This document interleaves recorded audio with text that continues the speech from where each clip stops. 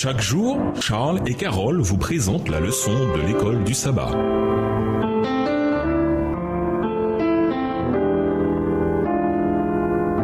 Bienvenue dans votre émission. Dieu nous parle. Nous voilà à la leçon de mercredi, le message des 3 anges. Dieu a averti le monde d'une catastrophe à venir à seulement 2 reprises. Une fois à Noé, Genèse 6, versets 13 à 18, Matthieu 24, verset 37, et l'autre avec le message des 3 anges, Apocalypse 14, versets 6 à 12. Ce message révèle une perspective unique sur des événements mondiaux à venir.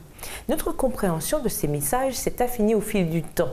Mais le message et la mission demeurent la justification par la foi en Christ. En vérité, le message du 3e ange. Autrement dit, au cœur de notre message de la vérité présente, il y a Jésus et son grand sacrifice pour nous. Lisons Apocalypse 14, versets 6 à 12. Quel est l'essence de ces messages? Que disent-ils au monde? Quelle responsabilité repose sur nous concernant ces messages?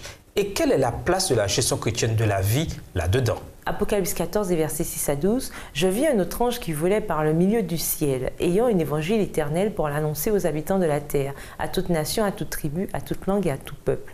Il disait d'une voix forte, « Craignez Dieu et donnez-lui gloire, car l'heure de son jugement est venue, et adorez celui qui a fait le ciel, la terre et la mer et les sources d'eau. » Et un second ange, suivit en disant, elle est tombée, Babylone la grande, qui a abreuvé toutes les nations du vin de la fureur de son impudicité.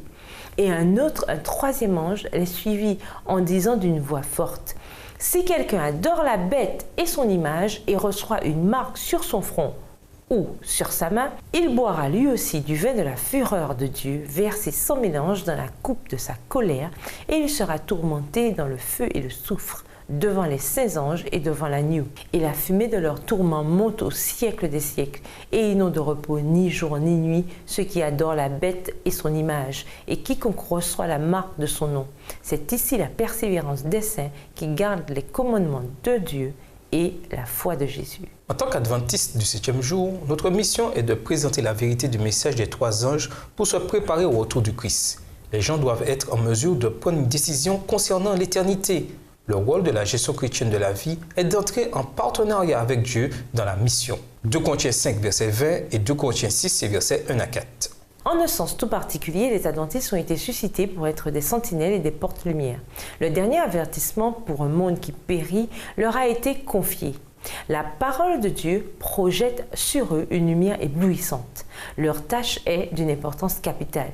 La proclamation des messages du 1er, du 2e et du 3e ange.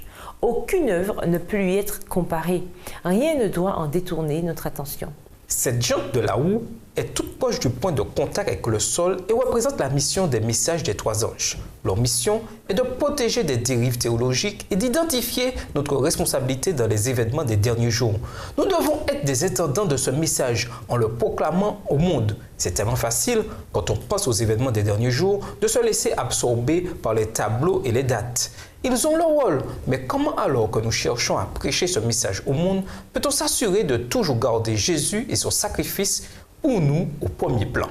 Et nous vous laissons avec la question du jour. Quel est le rôle des Écritures dans notre formation de gérants fidèles? Au revoir. Et à demain si Dieu veut. Dieu nous parle. Chaque jour, Charles et Carole vous présentent la leçon de l'école du sabbat.